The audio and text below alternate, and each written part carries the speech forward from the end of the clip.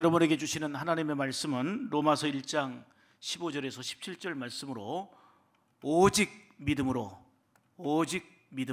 이런 제목으로 하나님 말씀을 선포하겠습니다. 오늘도 오직 예수님입니다.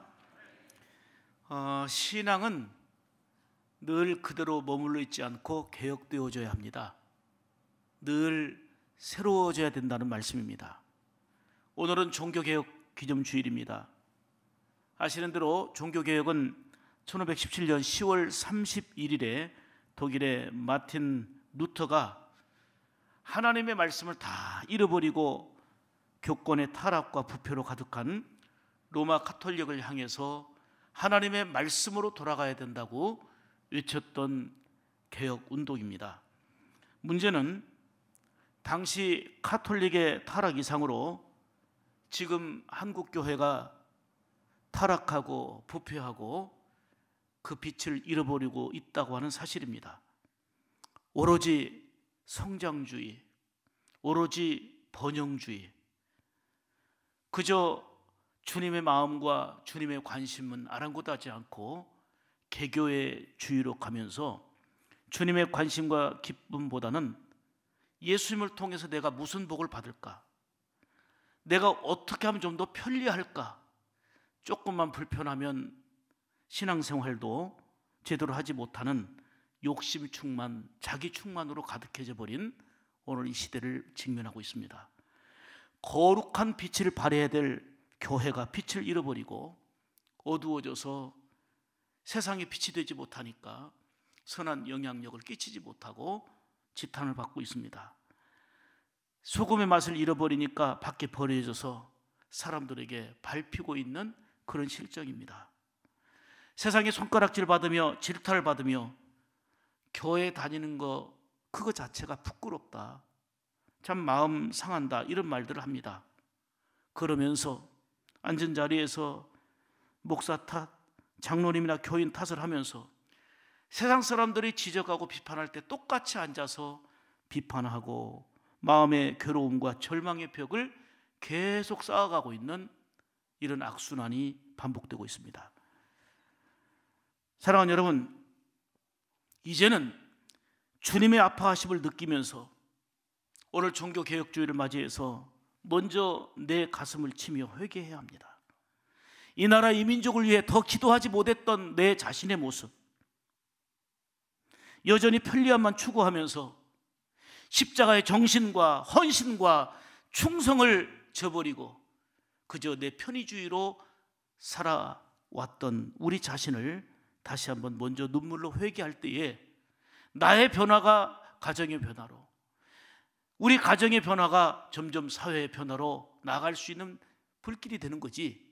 하나님, 세계를 변화시켜 주옵소서, 이 나라 이 민족을 변화시켜 주옵소서 하면서 내 자신은 변화의 길로 가지 않는다면 구호에 애치고 말 것입니다.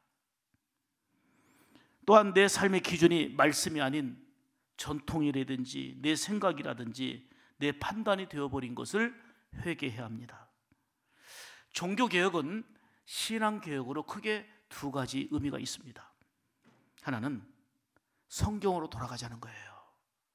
말씀으로 돌아가자는 거예요. 너무 말씀에서 벗어나 버리고 말씀과 상관없이 살고 있다는 거예요. 말씀으로 돌아가자, 성경으로 돌아가자는 것이고요. 또 하나는 교회는 늘 새롭게 개혁되어져야 된다는 것입니다. 교회가 이날을 기념하는 것은 인본주의 신앙과 구습에 얽매인 형식적인 신앙, 그리고 타락해버린 모습을 버리고 새로운 회개와 부흥, 정말 갱신과 회복의 기회로 삼자 하는 그런 의미에서 이날을 정해서 우리가 기념하고 있는 거 아니겠습니까? 종교개혁의 중요한 뼈대가 된 슬로건에는 크게 5가지인데 그 앞에 붙는 단어가 있습니다. 솔라입니다. 솔라, 오직이란 말입니다. 오직, 솔라 스크립투라, 오직 성경으로, 오직 말씀으로. 성경의 권위를 교회 권위 밑에 두던 캐톨릭에 대한 정면 도전이었습니다. 그 당시 캐톨릭은 성경을 어떻게 봤느냐면, 교회가 이거는 하나님의 말씀이라고 결정했기 때문에 성경이 된 거기 때문에 교회가 성경보다 위라는 거예요. 교회에서 결정하는 거에 따라서 성경이 아닐 수도 있는 거예요. 교회가 위라는 거예요. 하나님의 말씀을 따라가는 게 아니고 성경을 교회가 의논해서 결정하면 되어지는 거예요. 그래서 교회 권위가 성경의 권위보다 우선한다라고 하는 이 캐톨릭에 루터는 정면으로 도전하면서 무슨 말이냐? 이 성경은 하나님의 말씀이다. 누구도 예외 없이 하나님의 말씀을 따라야 된다. 이게 바로 종교개혁의 첫 번째 슬로건이었습니다. 오직 성경으로, 오직 성경으로. 또 함께 종교개혁을 일으켰던 칼빈은 말하기를 성경을 떠나서 신앙을 논하는 자들은 광난증 환자다. 이 말은 다시 얘기한다면 정신병자다, 그런 얘기예요. 성경을 떠나서 신앙을 어떻게 논할 수 있겠습니까? 그 다음에 두 번째는 솔라 크리스투스입니다. 오직 그리스도입니다. 오직 예수. 여러분, 구원의 주님은 예수님이십니다. 예수님만이 길이시고 진리시고 생명이십니다. 시대가 달라지고 환경이 달라져도 구원자가 또 있는 게 아니고 오직 예수님이십니다. 하나님은 천하에 구원받을 만한 이름을 예수 이름 위에 두신 적이 없습니다. 그래서 오직 예수입니다. 세 번째는 솔라 그라시아입니다. 은혜입니다. 오직 은혜, 오직 은혜. 날마다 사는 것이 주의 은혜 아닙니까? 은혜 없이 이루어진 게 있습니까? 다시금 우리는 잃어버린 은혜를 회복해야 합니다. 끊임없이 공급해 주시고 함께해 주시는 하나님의 풍성한 은혜, 그 은혜 속에 살고 있는데 그 은혜를 잃어버리면 우리의 판단도, 우리의 보는 관점도, 듣고 행하는 모든 일들이 무너지게 되어 있습니다. 네 번째는 솔라 피데입니다. 오직 믿음입니다. 오늘은 이 내용을 중심으로 말씀드리려고 하는 거거든요. 그래서 오직 믿음으로 제목을 잡았기 때문에 자세히 설명드리겠습니다. 그 다음에 다섯 번째는 솔리 데오 글로리아입니다. 오직 하나님의 영광, 오직 하나님께 영광. 오늘 본문 17절을 보면 오직 의인은 믿음으로 말미암아 살리라 그랬습니다. 이 말씀은 예수님이 육신으로 이 땅에 오시기 전인 구약의 선지자 하박국이 외쳤던 내용이기도 합니다. 당시에 죄를 짓고 불의를 행하는 사람들이요 더 잘 되는 거예요.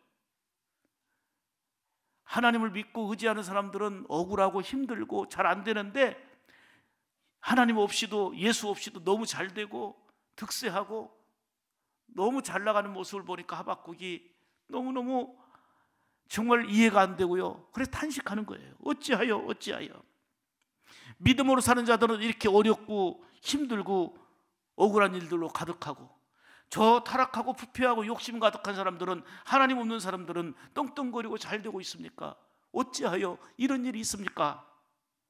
하박국의 탄식은 그럼에도 불구하고 여전히 하나님은 살아계시고 모든 역사를 주관하고 계시니 결코 슬퍼하거나 낙심하지 않고 오직 믿음으로 살아야 된다는 그런 메시지였습니다. 그렇습니다. 힘들고 어려울수록 우리는 더욱더 믿음으로 살아야 합니다. 코로나 팬데믹 현상으로 전 세계가 오랫동안 걱정과 두려움과 공포 속에 휩싸여 있습니다. 거기에다가 뭐 이게 원인이니 아니니 말들은 하고 있습니다마는 독감 안 걸려보겠다고 예방주사 맞았더니 그 예방주사 맞은 사람들이 여기저기서 죽어나가고 있습니다. 그거는 뭐 이유를 얘기합니다. 꼭 그 주사 때문은 아니다. 작년에는 더 많은 사람들이 죽었다 말들 하는데 어떻든 간에 건강해보겠다고, 독감을 막아보겠다고 예방주사를 맞는데 사람들이 죽어나갑니다. 어떤 일이 전개될지 아무도 예측할 수 없는 이런 삶을 우리는 살아가고 있습니다. 그나마 우리나라는 다행히 그 어떤 나라들보다도 코로나 상황에서 안정된 나라입니다. 그렇지만 여전히 걱정과 불안이 엄습해 오는 것은 지금의 현실입니다. 모든 것들이 어렵고 힘든 상황에서 정말 안타까운 것은 믿음도 흔들리고 신앙도 약해져 가고 있는 경우가 많다는 것입니다. 사랑하는 여러분, 바로 이러한 때에 다시금 우리는 오직 믿음으로 살리라는 결단을 가지고 일어나야 될 줄로 믿습니다. 마틴 루터는 말합니다. 오직 의인은 믿음으로 말미암아 살리라. 이신득의, 믿음으로 우리는 의롭다함을 얻는다는 것입니다. 이 말씀을 붙들고 타락한 천주교를 향해서 개혁운동을 한 것입니다. 당시에 천주교에서는 구원의 조건은 예수 믿어야만 구원받는다가 아닙니다. 인간의 공로나 적선을 내세웠습니다. 구원의 조건이 오직 예수, 오직 믿음이 아니라 공적을 쌓고 선한 일을 많이 해야 구원받는다는 것입니다. 이에 루터는 핍박과 죽음의 위협을 무릅쓰고 우리의 구원은 오직 예수님, 오직 믿음으로 구원받는다고 외친 것입니다. 즉 캐톨릭은 이신득의가 아니라 이행득구를 외쳤습니다. 행함으로, 많은 공적을 쌓음으로 구원에 이른다는 것입니다. 당시 천주교는 권위를 과시하려고 거대한 건물, 성당을 지었습니다. 그 건물이 바티칸 궁전에 있는 성 베드로 성당입니다. 100년이 더 걸릴 만큼 엄청나게 투자하고 시간을 들여서 쌓아놓은 건물입니다. 천주교는 건축비를 모금하려고 궁리하다가 면죄부를 만들어 팔았습니다. 천주교에서 믿는 교리 중에 하나가 연옥을 믿어요. 천국이 있고 성경은 지옥이 있다고 말하는데 천주교에서는 천국과 지옥만 의미가 아니고 그 중간에 연옥이 있다는 거예요. 연옥.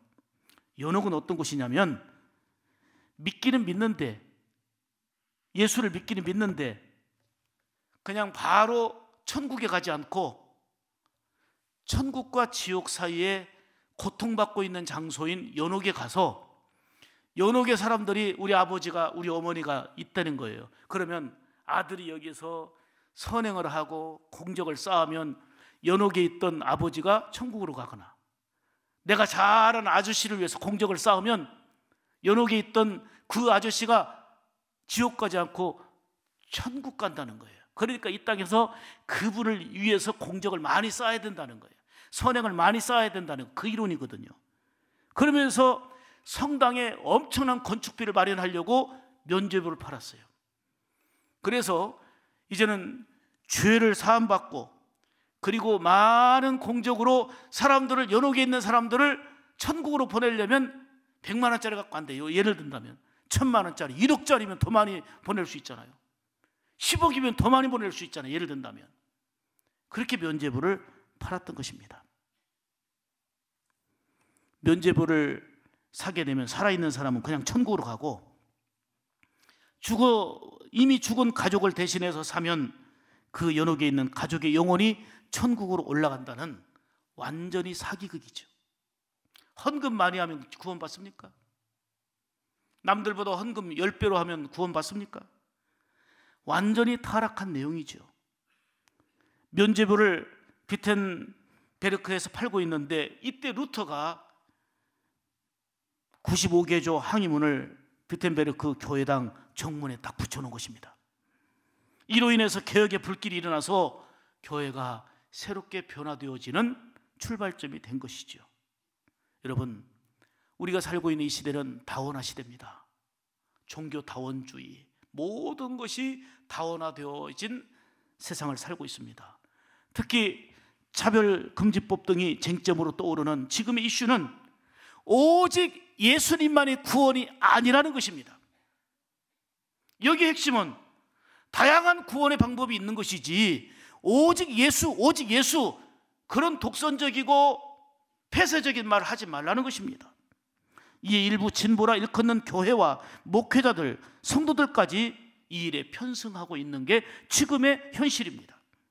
사랑하는 여러분, 오직 예수님, 오직 믿음을 외치면 1517년에 루터가 외쳤던 고리타분한 그 얘기입니까? 시대가 달라진다고 오직 예수님, 오직 믿음은 우리가 양보하거나 포기할 수 있는 것입니까? 그리고 오직 예수님, 오직 믿음이 아니고 모두가 구원받을 수 있고 어느 종교나 구원받을 수 있다고 하면 그게 진보고 그게 성장이고 그것이 민주주의입니까? 오직 믿음으로 오직 예수 이렇게 외치면 독단적이며 보수적이며 폐쇄적인 교회와 신앙의 모습입니까? 사랑하는 여러분, 성경은 말합니다. 우리에게 오직 믿음으로 살아야 된다고. 이는 명령입니다. 기분이나 환경에 따라 달라지지 않아야 되는 것입니다. 세상의 조류나 흐름과 장단에 맞춰서 이런 신앙이 변질되는 것은 그것이 곧 타락입니다. 저와 여러분은 그냥 구원받은 존재가 아니고 예수 그리스도께서 십자가에서 피 흘려 죽으심으로 우리를 위하여 대신 희생하심으로 죄사함 받고 구원받은 하나님의 자녀입니다. 의롭다함을 칭함받게 된 것이 바로 이 믿음으로 가능해진 거 아닙니까? 우리가 믿음으로 구원받고 하나님의 존귀한 자녀가 되었습니다. 그렇다면 시대가 달라지고 문화와 또 그리고 많은 상황들이 달라진다 할지라도 우리는 여전히 오직 믿음으로 살아야 되는 것입니다. 그러면 우리가 믿음으로 산다는 게 뭡니까? 오직 믿음으로 산다는 거, 그것은 세 가지로 간단하게 말씀드리는데요, 복음을 부끄러워하지 않는 것입니다. 16절 보실까요? 내가 복음을 뭐하지 아니하노니, 부끄러워하지 아니하노니 이 복음은 모든 믿는 자에게 구원을 주시는 하나님의 능력이 됨이라. 아멘이지요.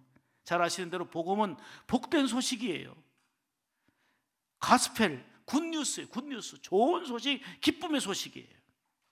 복음의 핵심은 예수 그리스도께서 나의 구주가 되신다는 거 아니겠습니까? 복음을 부끄러워하지 않는다는 것은 도리어 복음 때문에 감사하고 복음을 기뻐하고 복음을 자랑하며 복음을 선포한다는 말입니다. 복음은 놀라운 능력이 있어요. 구원을 주시는 능력이 있습니다.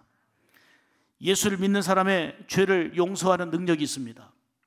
복음은 예수 믿는 자에게 영생을 얻게 하는 능력이 있습니다. 복음은 믿는 자를 새롭게 거듭나게 하고 변화시키는 능력이 있습니다. 복음은 믿는 자를 하나님의 나라, 즉 천국에 들어가게 하는 능력입니다. 그래서 이 복음이 가정에 들어가면 가정이 사는 거고, 복음이 그 심령 개인에 들어가면 그 심령 그 개인이 사는 거고, 복음이 들어가는 나라가 희망이 있고 사는 거 아니겠습니까? 복음이 들어가는 곳마다 사는 역사와 변화의 역사가 있습니다. 왜요? 복음은 믿는 자에게 구원을 주는 능력이 되기 때문에 그렇습니다. 바울은 내가 복음을 부끄러워하지 아니하노니 분명하게 고백합니다. 오히려 그리스도가 나의 자랑이고 십자가만이 나의 자랑이라고 외치지 않았습니까? 우리도 비록 그리스도인들이 덕을 잃고 코로나 상황 속에서 정말 추태 아닌 추태를 부렸던 이런 일들도 많이 우리가 보고 듣고 하고 있습니다만은, 그렇다고 예수 믿는 것을 부끄러워하지 말아야 합니다. 복음을 부끄러워하지 말아야 합니다. 다시금 예수님을 자랑하는 삶이 되게 하여 일어나야 되지 않겠습니까? 마태복음 10장 32절 이하에 이렇게 말씀합니다.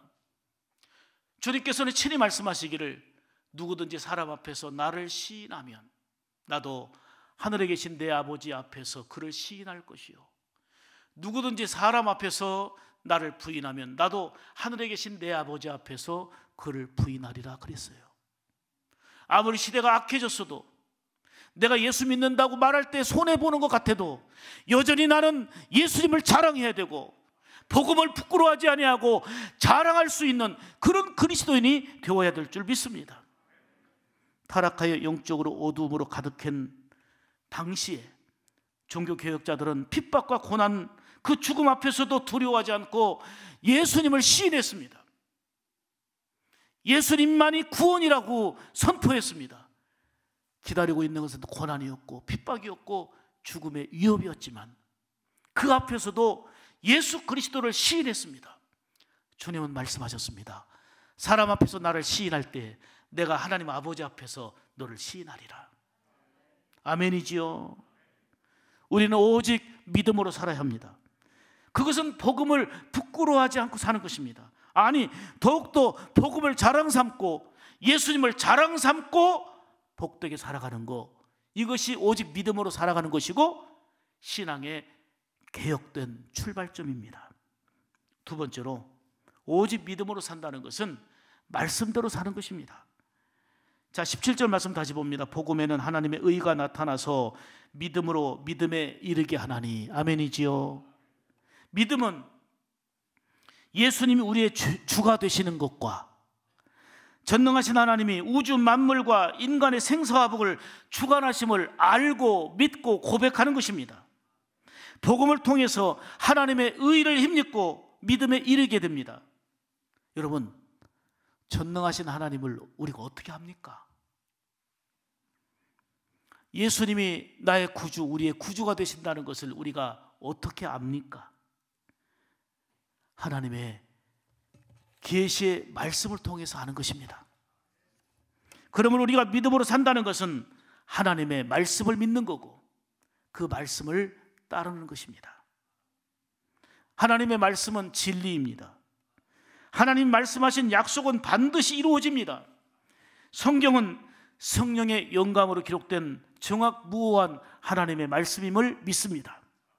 또한 말씀은 성도들의 신앙과 생활의 최종적인 규범이요, 우리의 삶의 영적인 나치판과 같은 게 바로 하나님의 말씀인 성경 아닙니까? 그러므로 하나님의 말씀에 대한 흔들림 없는 믿음이 있어야 합니다.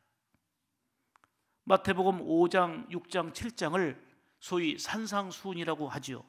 여기 보면 말씀대로 산다는 것은 좁은 문으로 들어가는 것과 같다, 그거예요.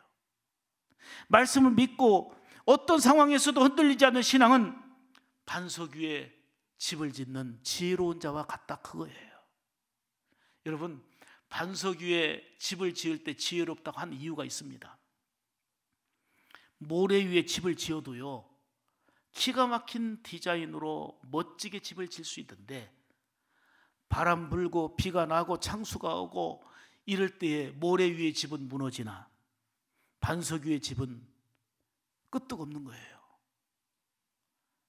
우리의 신앙이 다 괜찮아 보이지만 유혹이 오고 핍박이 오고 환란이 오고 여러 가지 시련의 바람이 불어올 때에 굉장히 화려해 보였어도, 굉장히 좋아 보였어도 모래 위에 세워진 집은 흔들리게 되고 미끄러지게 되고 넘어지게 됩니다.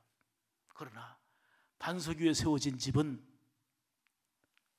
그런 시련과 환란에도 끄떡없이 견뎌냅니다. 이를 우리 주님께서 말씀하시기를 지혜로운 자라 얘기했는데, 반석 위에 세워진 집, 이게 바로 말씀을 확고하게 믿고 사는 신앙을 말하는 것입니다. 어떤 일에도 말씀에 흔들림 없이 말씀 붙들고 살아가는 신앙의 모습입니다. 여러분, 어떤 사람이 신앙이 좋은 사람입니까? 말씀대로 사는 사람입니다. 누가 믿음의 좋은 인격자입니까? 예수님의 말씀대로 사는 자입니다. 누가 하나님 나라의 큰 자입니까? 말씀대로 사는 자입니다. 말씀을 잃어버린 종교개혁 시대와 같이 오늘의 이 시대, 하나님의 말씀을 잃어버리고 살아가는 오늘 이 시대에 오직 믿음으로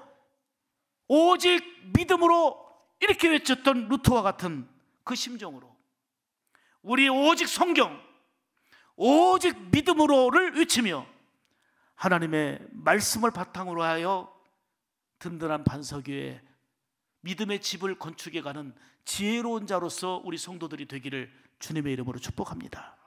말씀으로 돌아가는 것이 개혁이고 말씀으로 돌아가는 것이 건강한 신앙입니다. 세 번째로, 오직 믿음으로 사는 것은 내가 먼저 의롭고 깨끗해지는 것입니다. 17절 다시 봅니다. 복음에는 하나님의 의가 나타나서 믿음에 이르게 하나니 기록된 바 오직 의인은 믿음으로 말미암아 살리라. 아멘이지요. 믿음의 사람들은 점점 달라져야 합니다. 구원받은 하나님의 거룩한 자녀들이 이제는 성화의 과정, 거룩한 과정으로 들어왔습니다. 그러므로 우리가 살아야 될 분명한 내용은 거룩함입니다. 하나님 말씀하십니다. 내가 거룩하니 너희도 거룩하라. 이 말씀처럼 내가 먼저 의롭고 깨끗해지는 이 삶이 바로 개혁의 출발점입니다. 여러분, 한국교회의 문제는 재정 문제가 아닙니다. 건물이 문제가 아닙니다. 코로나로 인해 가지고 인원이 점점 감소되는 거, 이것이 문제가 아닙니다. 한국교회와 성도의 근본적인 문제는 거룩을 잃어버린 것입니다. 지금보다 건물이 2배로 크고, 지금보다 사람이 10배로 많고, 지금보다 재정이 100배로 많아도 거룩을 잃어버리면 그게 타락입니다. 의롭고 깨끗해야 되는데 곳곳의 불의함과 타락으로 얼룩졌습니다. 다시금 회개하며 의롭고 깨끗해야 됩니다. 중요한 것은 너 때문이야, 저 교회 때문이야, 이 사람 때문이야 하기 전에 주님은 말씀합니다. 내가 먼저 의롭고 깨끗한 발걸음을 내딛어야 한다는 것입니다. 팽배하고 있는 자유주의 신학의 모습들을 보십시오. 인간의 이성의 권위를 내세우다 보니 하나님의 말씀과 하나님의 권위를 하락을 시킵니다. 신비주의를 보세요. 성령 충만을 마치 직통 계시받는 것처럼 여기면서 영적 균형을 잃어버린 심각한 병이 바로 신비주의 사상입니다. 또한 개인주의 신앙입니다. 다른 교회가 주님의 관심이 있든 없든 그냥 내 개인이면 되고 내 가정이면 되고 우리 교회면 되는 거예요. 주님의 관심은 우리 교회에 그토록 관심이 있듯이 작은 교회, 큰 교회 할 것 없이 모든 교회에 관심이 있으세요. 그런데 개인주의 신앙으로 나가면서 그저 내 것 지키려고 분열, 갈등, 부패, 물질, 만능주의, 이것이 바로 개혁의 대상 아니겠습니까? 그리고 기복신앙과 성장주의와 번영주의, 이거는 주님과 전혀 상관없는 욕심 충만의 결과입니다. 하나님이 귀한 게 아니고 하나님이 주시는 선물에 관심이 있습니다. 우리를 구원하신 예수님이 귀한 게 아니고 예수님이 내게 안겨주실 선물과 복에만 관심을 두고 있는 거죠. 늘상 얘기 드리지만 부모님이 귀하지, 우리 아버지 우리 어머니가 귀하지, 어머니 아버지는 안중에 없고 아버지가 주는 유산에만 몰두하고 있는 것과 똑같은 거예요. 유산 때문에 한 번이라도 더 가고, 유산 때문에 형제들과 고소하고 싸우고, 이런 모습처럼 신앙이 비춰져야 되겠습니까? 예수님이 주시는 선물도 귀하고 아름다운 거고 감격스럽지만 예수님 그분 자체가 귀한 거예요. 하나님이 주시는 무한한 선물이 너무 감격스러운 일이지만 그보다 더 중요한 것은 우리에게는 하나님인 거예요. 세상의 어두움과 교회의 타락만을 탓하지 말고 내가 먼저 불을 밝히겠다고 작은 촛불이라도 켜야 하는 것입니다. 아니, 희생하는 작은 촛불이라도 되어야 합니다. 세상을 변화시키고 깨끗하게 하는 출발점은 내가 먼저 의롭고 깨끗하게 사는 시작을 하는 것입니다. 종교개혁주의를 맞이해서 오직 믿음으로 살겠다는 결단 속에 내가 먼저 개혁되어지고 내 신앙이 먼저 갱신되어지는 그런 출발이 되기를 주의 이름으로 원합니다. 내가 좀 더 성화되고 진정한 그리스도인 되어서 이 어두운 세상에 작은 빛이라도 발할 수 있는 이런 삶이 된다면 이것이 개혁의 정신이고 오직 믿음으로 살아가는 하나님께 영광이 되는 성도의 모습일 줄 믿습니다. 오늘 본문 17절 말씀에 우리는 오직 믿음으로 살아야 된다 하신 말씀이 마음에 깊이 새겨져야 하겠습니다. 믿음으로 산다는 것은 어린 자녀가, 아주 어린이가 부모를 의지할 때 절대적으로 의지하는 것처럼 하나님 아버지를 그렇게 절대적으로 의지하며 살아가는 거, 이게 오직 믿음으로 해요. 시편 115편 11절에 말씀합니다. 여호와를 경외하는 너희는 여호와를 뭐하라? 의지하라. 그는 너희의 도움이시요 너희의 방패시라. 시편 28편 7절 말씀에 여호와는 나의 힘과 나의 방패시니 내 마음이 그를 의지하여, 하나님을 의지하여 도움을 얻었도다. 믿음으로 사는 것은 하나님을 의지하는 것입니다. 하나님께 모든 것을 맡김으로 여전히 걱정과 근심과 불안과 두려움의 일들이 산적해 있지만 여호와 하나님을 의지함으로 믿음으로 산다는 것은 이런 세상 속에서도 여전히 주님으로 인하여 평안을 누리고 주님으로 인하여 소망 가운데 승리하는 것입니다. 시편 37편 5절에 말씀합니다. 너희 길을 여호와께 맡기라. 이게 믿음이에요. 55편 22절에 내 짐을 여호와께 맡기라. 힘들고 무겁지? 어렵지? 얼마나 힘드니? 얼마나 아프니? 얼마나 괴로우니? 그거 나한테 맡겨. 이게 주님이 우리에게 들려주신 음성 아닙니까? 힘들고 무거운 짐들을 맡기는 거, 그게 믿음이에요. 왜 못 맡깁니까? 그분을 못 믿으니까 못 맡기는 거예요. 왜 의지하지 못합니까? 그분을 믿을 수가 없으니까 의지 못하는 거예요. 그러나 우리 하나님을 믿을 수 있다면, 우리 하나님을 전능자로 믿는다면 맡기고 의지함으로 지금보다 더 심한 풍랑이 우리에게 온다 할지라도 그분으로 인하여 기뻐하고 그분으로 인하여 소망 삼고 그분으로 인하여 즐거워하는 것이 바로 오직 믿음으로 살아가면서 개혁된 신앙으로 살아가는 성도의 모습인 줄 믿습니다. 타락한 오늘 이 시대에 간절히 회개하면서 내가 먼저 의롭고 깨끗해지기를 원합니다. 내 기준과 내 판단과 전통이 아니라 하나님의 말씀대로 살아가기를 원합니다.